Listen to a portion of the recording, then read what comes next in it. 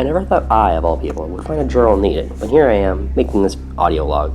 A journal I pray no one finds, for if they do, they are doomed, because if I don't have it, I'm probably dead. If that happens, the one who finds this may suffer from what I do. I don't know what happened, but 3 days ago an announcement was made that all citizens should stay inside their homes until further notice. Something had gotten out, and it was dangerous. Well, 2 days come and go, and no one hears anything. The government won't say any more, and some citizens went out anyways. This morning, their bodies were on the streets, unmoving and lifeless. No one left after that. Around noon, they got up. Their eyes were unfocused, and they didn't seem to help them see. They walked. No, they shambled slowly towards the door, bumping into each other quite a bit to get there and mobbed it. Not opening it, not pushing it, just trying to touch it and pushing each other to get to it. The door fell down, and a scream came out a minute later. I counted about 39 people going in. 42 came out. I don't know what this is or why it's here, but it seems like a zombie apocalypse of sorts. The zombies, as this log is going to call them from now on, just went to the next door and did the same thing. The TV, which had been running for 3 days, turned off the program we had running. Another announcement. It was only a few words, but that's when the panic began. Some citizens didn't listen.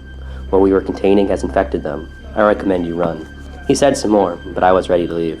The few belongings I had, I shoved in my book bag. All school supplies, save a video camera for this log, and its charger forgotten. 20 minutes later would be now. How long we shall last is still to be decided, but the zombies are finally leaving the neighborhood. Gas stations are everyone's new best friend. The crowd here is massive. The TV here still works, and it's streaming the only program still up in our area, which is, of course, the news. It's no longer the weather, or help some guy save some lady from a fire, or celebrities breaking the law, or getting married. Instead, it's all about the apocalypse and all that's happened. Mainly a don't go here guide. The zombies have had some changes as well. All of them seem to be going pale, or going white. Those who are black are seeming turning a very tannish shade, so maybe they're going to turn the white and everyone else is slowly turning. They also seem to just knock anything in their way aside. Some people claim that their eyes have changed color, but no one's been able to confirm that. The Horde, as some Left 4 Dead fans have been calling it, has also formed. From nearby neighborhoods, lots of zombies are hunting and feeding together, or whatever they're doing. The group shambles about, no real destination in mind. They moved single file. It may take a few days to pass through, with their numbers estimated to be at about 400 now. The adults don't know what to do in the situation. The news won't tell us how to deal with the problem or who is responsible, or if help will even come. They won't attack the zombies due to the adults knowing at least a few of them out there. That leaves only two options: run away and hope this isn't a worldwide problem, or stay here and hope help comes. I made a friend today. We're beginning to run low on food, so all of us from the gas station migrated to a nearby mart. Some of the letters for its name are gone, but you can still see that mart part of the name. It's not as crowded as the gas station was, but people from all over are here. Of course, it's an absolutely massive store, and it's stuff to keep the kids entertained, and that's where I've been stuck the past couple hours. Once again, I'm off on my own, this time instead of building to make this log. The charger was a smart thing to grab. What the adults are going to do, no one really knows yet except for them. Might be going off and doing stuff now, but I'm just a kid and they won't tell me anything. The friend I made, his name's Mike. He's kind of quiet, but he's been very nice. He went to a different school, so that's why I never met him. He keeps to himself, but as all my school friends either aren't here or I haven't found them. So he's the guy I hang around with. He's just younger than me by a measly 4 days, so we get along pretty well. Morale isn't high. Kids used to watch TV all day and roam wherever they wanted to, do whatever they felt, with only a small group around. We aren't used to being glad not being moved and confined to a small area, nothing to keep us occupied besides a board game or two. I hope this apocalypse gets solved soon. No one can really take this. Entries are going to be over longer spans of time due to my battery being limited, and power may go at any time. I'm off. The past 3 weeks consisted of waiting and waiting and waiting. No one liked it, but no one wanted to die, or whatever the zombies do to the people they get a hold of. The kids eventually grew into a pattern of playing board games with some of the adults and each other. Perhaps not so strangely, all the zombie games from the shelves went missing. Yesterday, though, we were told to put the games up and hide. We didn't know why, but the kids who would just listen to their parents, usually those under 8, and the elder teens who could listen to what the adults were doing but weren't allowed to do anything else, told us all, or just went along with it. So we hid in those circular clothes racks where seemingly 100 or so shirts would be in a circular pattern. It was 5 minutes before we figured out why the adults wanted us to hide. A thump echoed throughout the mall. Another followed soon thereafter. More thumps echoed until a loud crack was heard all throughout the store. I was hiding with Mike and 2 small children, no older than 7. I was the eldest, a foreign feeling, for my only friends I'd ever had were always older than me, being born so late in April. A moan echoed throughout the building, with which other voices joined in quickly, moaning in a cruel harmony. It was in sync, but one alone would have sounded much more pleasant. As if in a practiced motion, I covered one kid's ears while Mike covered the others. A gunshot rang out soon after, and even though I'd covered his ears, the little boy flinched violently. Several more shots came from around the store, although most were from the front. If my knowledge of guns and their sounds were correct, pistols were all they were using, with an assault rifle or 2. I wonder where they got them from. It was a few minutes of this before a shot came from the front. All of you hiding, run. Run fast and far. This is no longer a safe place. It then sounded like an automatic rifle was going off, although it could have been a machine gun pistol. Numbers apparently beat firepower, which ends up making sense in a roundabout way. Some clanking happened, and I urged on the child whose ears I now uncovered. Mike did the same with the other one. More people came out from the circular clothes racks, and everyone rushed to the back of the store, where emergency exits always tended to be in stores. I always got lost in the store, and I visited with my mom when I was younger, so the layout of the store and the back rooms, which I had gotten lost in once, were engraved in my mind. The moans continued on behind me, slowly falling behind, as their slow shamble would only allow them to go half the speed of even the littlest of those who were running away from them. They made up for this in their seeming lack of sleep, always moving. Moving forward was the only option. Bursting out the back door with 100 more kids quietly was a challenge, but somehow it happened. Anyone older than 15 was drafted to hold off the horde while the others hid. Being 14, I was now one of the eldest that were moving off. Quickly our plan was made. The area we were in wasn't safe. For every person 12 or older, there was one 11 or younger. So the agreement was that we would split up. Staying in our massive group was asking for suicide. Everyone would be in a pair, with someone older than 12 and someone younger than 11. Pairs could go with other pairs with up to 8 people together. Once we split up, bursting out the back door with 100 or more kids quietly was a challenge, but somehow we managed it. Anyone 15 or older was drafted to hold off the horde while the others hid. Being 14, I was now actually one of the oldest. Quickly, our plan was made. The area we were in wasn't safe. For every person 12 or older, there was one 11 or younger. So the agreement was that we would split up. Staying in our master group was asking for suicide. Everyone would be in a pair, someone older than 12 and someone younger than 11. Pairs could go with other pairs, with up to 4 pairs together. Once we split up, all groups were to go for the mall, and it was quite a ways away. It would take 10 days by foot if you were heading the right way constantly, while watching out for the horde or one of the smaller groups of zombies.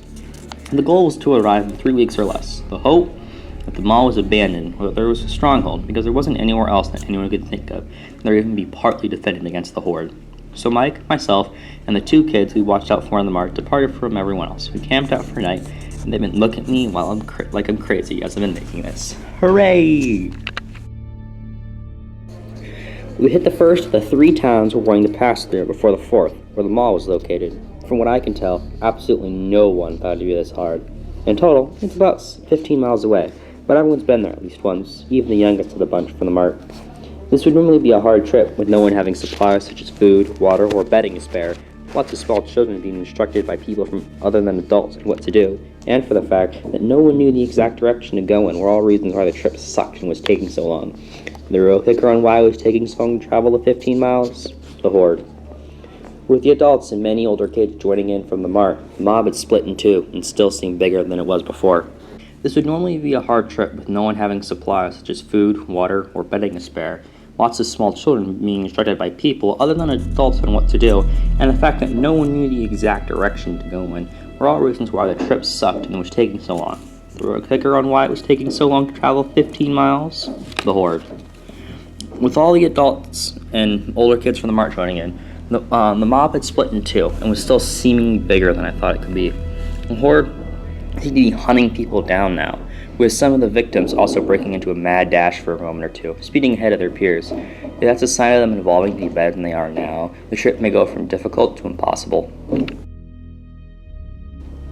The 4 of us had finally reached the second town. We found a little food in comparison to the first town, where it seemed that everyone had abandoned the place and never returned, leaving everything behind. Here, there may be some scraps from the mart in this town. The horde continued to show abnormalities. Most of the zombies were doing a little sprint thing, and the overall pace of the horde seems to be twice as quick, meaning it's about equal to the walking speed of a toddler, rather than their crawling speed. Considering they never stop moving, sadly that's been consistent. That is a huge problem. With this change, we now have to post a watch when we sleep. If we've been advancing this slowly, I wonder how fast the others are going. In larger groups, which have more people to feed and keep track of, they have more people to watch out for the zombies at night. Smaller groups, who went with just a single pair, might move faster, but posting a watch would be dangerous, for if the two is tired because they were looking up or up too long up the night before, they couldn't move that day. They wouldn't need much, and they could travel farther faster though. I've been rambling. Either way, we've made only a little more progress since the last entry. We're about a third of the way, and it's nearly been 2 of the 3 weeks we're going to be set to try to get to the mall. We made it to the mall. No one else is here, however. The kids just run about while Mike and I watch over them. That no one else is here may just be a very bad omen. That isn't good. Thinking of what happened shouldn't be done. I hope that this apocalypse isn't going to go on forever. I still haven't found my parents, who I would have thought would have at least seen by now. One of the kids has gone missing. We searched the mall, and he isn't here. No one has turned up. Even the zombies have disappeared. Suddenly, I've begun to feel very alone.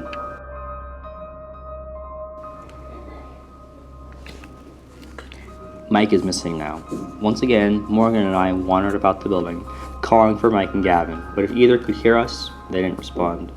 For the two of us, who I feel are all that haven't been made a part of the horde, now stay huddled up in the food court, not eating as the terror of the situation simply saps your appetite. I fear not for my own safety, but also for that, Morgan, Gavin, and Mike, even though the last two are missing.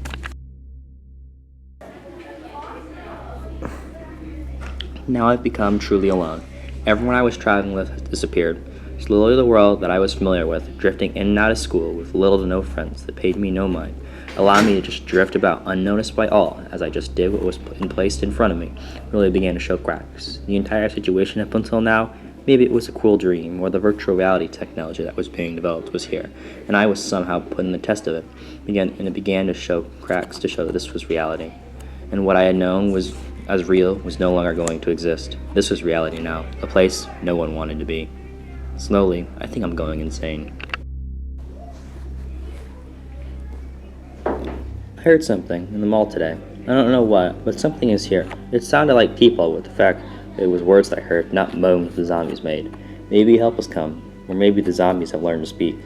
Hiding seems to be all I can do. I will learn about them, and maybe if they're allies, you just show up. Some armed forces were apparently called in to deal with the zombies. They seem to know I'm here, but they're acting different than what I remember people acting as. Not different as in how the adults back in the mart were acting, scared, perhaps frightened of something they don't have the power to control. Rather, the soldiers seemed completely unconcerned about the zombies, something that was an unknown threat. As soldiers, they should be able to face danger and not flinch, but being this careless about what's happening, something's not right with them. I found a clue as to where the other three went, switching about and following the army that's taken residence in the mall, which I think is noticed. I'm now more lost in what's happening. I find a port out of the way and using that to keep this camera alive. Reminds me of the short film I was making. We needed a screenshot of some stuff I had, but the camera was getting old and died out before I could get the footage. Alas, I can't get the video with it now, but there's something interesting happening now. Wonder if I had footage, if I could make this into a project and get a grade. I found out where at least one of the others went, but I can't see a reason why. I found a marking, which was definitely made by one of the two kids. Mike could have followed the tykes, but that's how he could be there. That's going to be what I'll figure out tomorrow. The army, as I've grown to call it, is officially messed up. They don't rest. I have never seen or heard any of the soldiers make a move towards their bedding areas or say, "Hey guys, I'm going to go sleep now." They talk and laugh all day long, causing a rather large mess all over, would have cleaned up by the end of the day. No guards seem to be posted ever. Then there's their oddest feature, their eyes. All of them are yellow. Not their irises, but the whole eye. Aside from yellow, not being a normal color for the eye, it rubs off as very weird. I've begun to find that all the food such as that I've made, or knew of, just in the back of us in stores, is now too rotten to be edible or gone. The electricity is still throwing out the store here somehow. I'm not sure as to how. For any reserve power must have been gone much too long ago.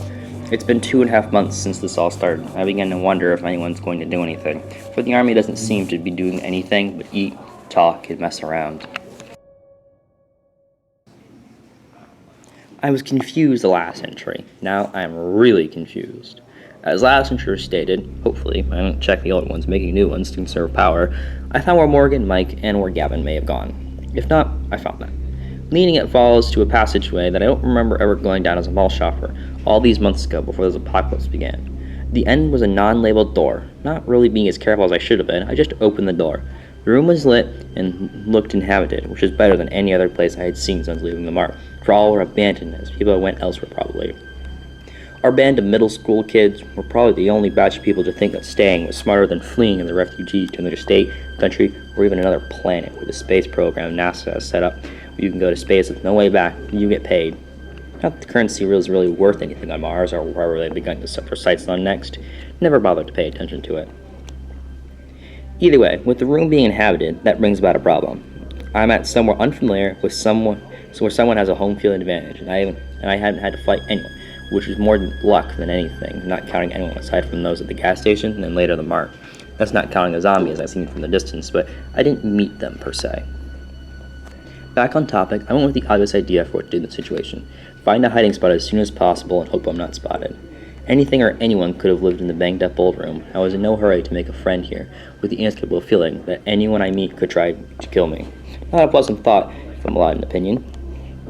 There were some filled garbage bags near a pillar, which supported the ceiling, so I ducked behind the bags and hid between them, shifting so I could see out, but unless you looked carefully, I was still hidden.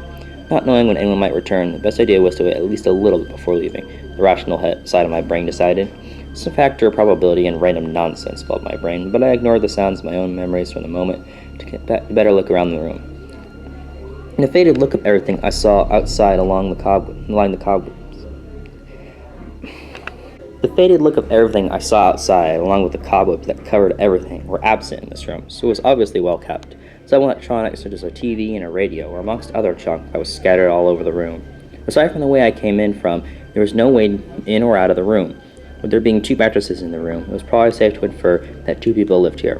One, or maybe both, may have been converted to the Horde recently, but there wasn't any way for me to tell. A small refrigerator was connected to an object I couldn't identify, but I took a guess that it was a generator that powered the fridge to keep it running. Some non-perishable items were also lying out in a pile next to all that. A single light bulb hung from the ceiling by a single string and lit the room.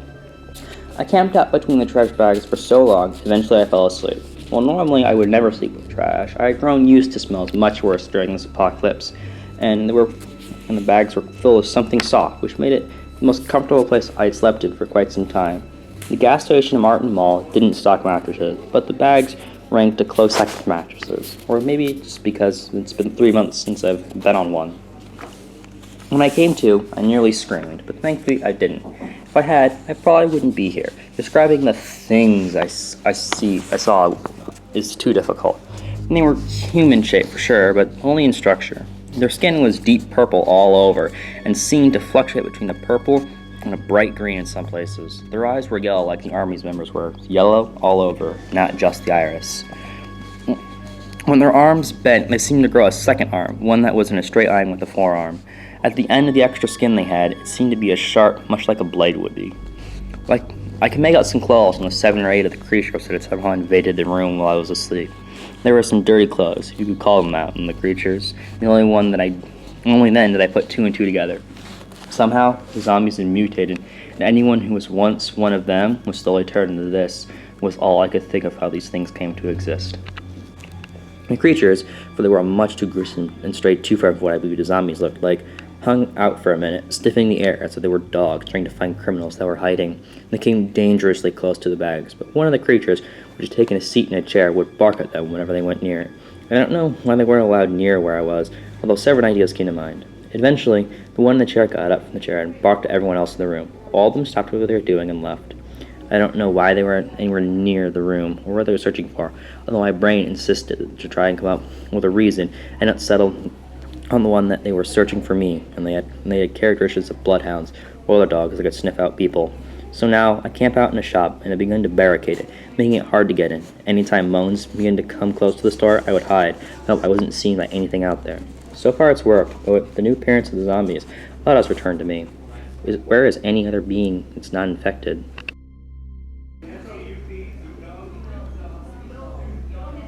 Something's happening. Normally, I like to know what's happening, and I don't now, so currently, I'm probably freaking out. regardless of how my voice sounds.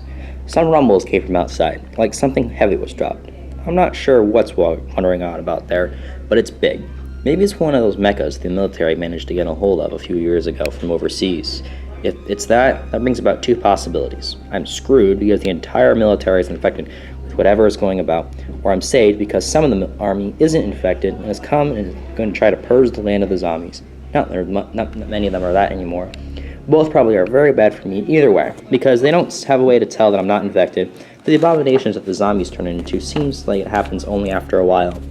Should I investigate, or should I stay at my little shop, darting out to find the few bits of food that aren't rotten is really the question. I shall wait for my food to become very difficult to find before, investigate, or should I stay at my little shop, darting out to find the few bits of food that aren't rotten is really the question. I shall wait for food to be very difficult to find before hunting down whatever was outside. Regardless of what it is, whether it wants to kill me or is trying to save me, it is not only the only interesting thing that I could do, but it's also the most likely chance to make it out of the situation alive and well. Be perhaps traumatized when it's over, yes, but that's something I can deal with later. Why I'm slowly not going insane now is questionable at best, but I'll deal with everything one problem at a time.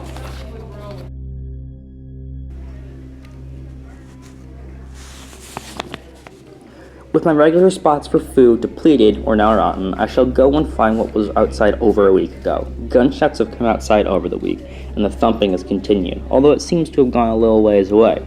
If there are no more entries in this camera, then my efforts ended up in vain. Maybe, just maybe, I can make this into a bizarre project for school. Will there even be schools for a while? Will I be judged too traumatized for school and unable to get anything past private tutors who have also been a little shot in the head to help in the situation? Help my parents, who I haven't seen since it started, are alright.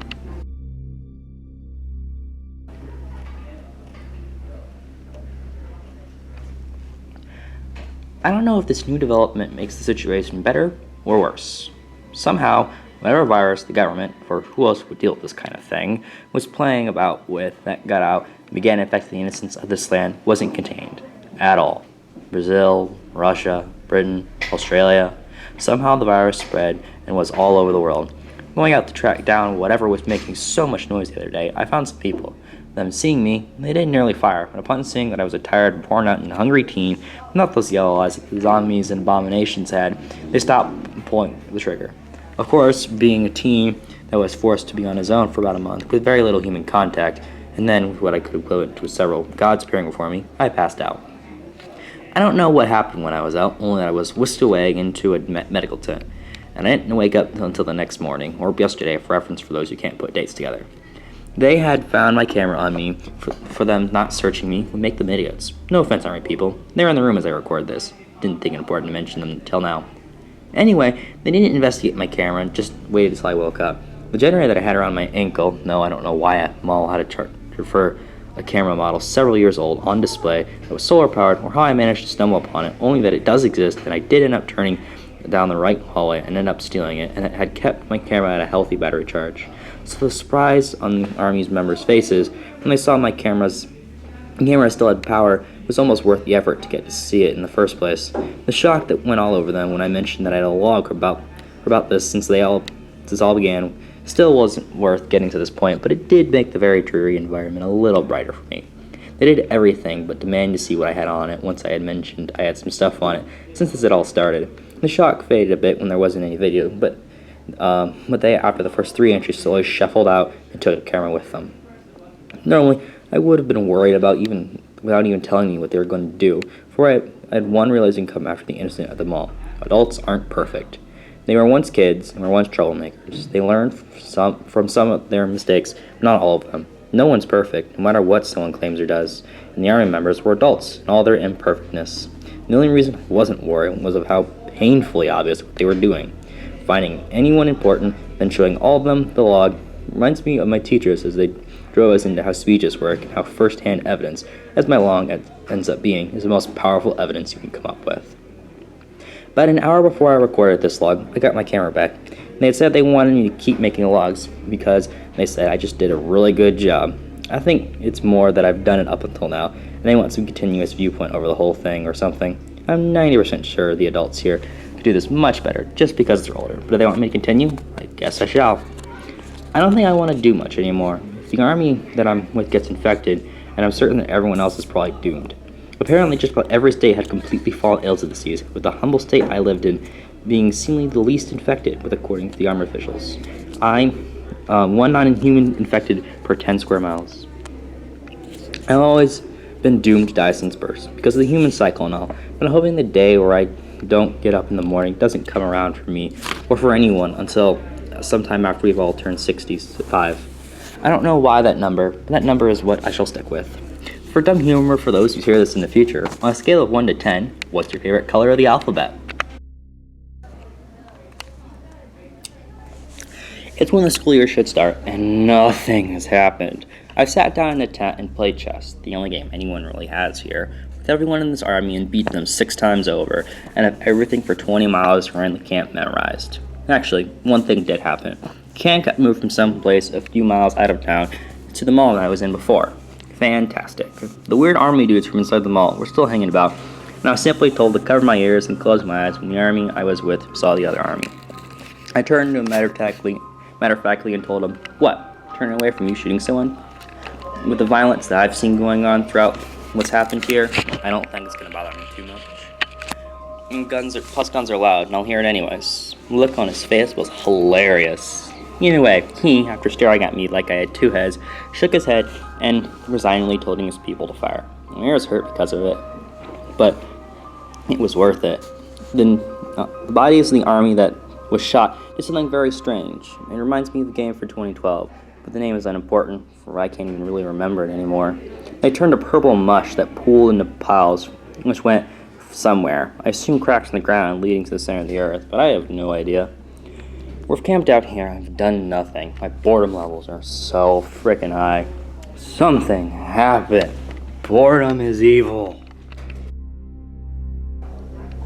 Something happened, although absolutely no one gets it, except the medics, doctors, and whoever else with medical expertise in this army, and a few other higher-ups, like captains or sergeants or whatever ranks in the army that have a rank of worth.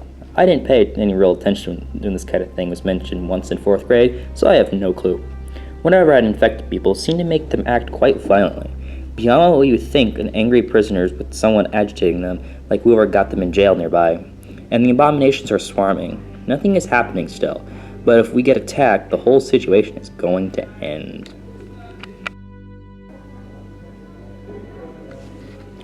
I make this, knowing that this is almost certainly my last entry. Last entry, I mentioned that the whole camp was being surrounded by lots of creatures, all wishing we would die, or whatever they want, but death is the most imaginable thing, so I'll stick with that. Today, they began attacking at dawn. It's nearly dusk, and they've broken in. I'm running to the other side of the camp to finish this entry, so maybe someone can find it in the future. Trip there. Help the adults wanted me to run the opposite direction of the fighting. Well, this is my end. If anyone finds this, please just remember one thing. This shouldn't be a historic artifact. It should be a log for those forgotten. That was so cliche. Me at a point of death, narrating this